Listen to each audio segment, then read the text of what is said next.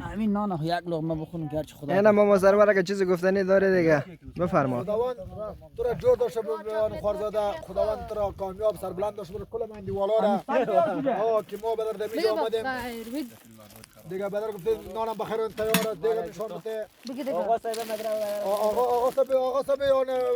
آقا صاحب کباب پخته کرده رئیسه. نوش جان. کباب است. ای دیگه. خمیش ما را دیگه قدر جان آقا صاحب یک ترجمانی که آقا صاحب بله چی لوز انده چی لوز ترجمانی که این بچه ها رو بگو بچه های شیری پراته بدل از دند غوری با تماس است کلش بادیگاردای کماندان صاحب افتخار وطن دیگه یک معرفی میگردد دکتر مجیبی ترپالساز سعید ادریسی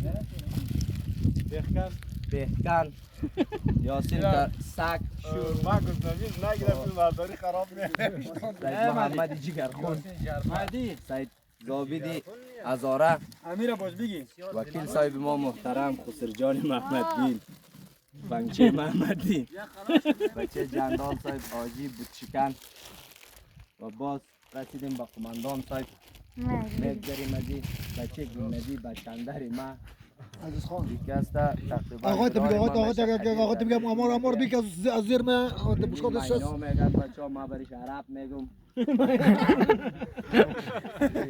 بچه میسم کاکای من نه جوش ابو گوشتی تمسک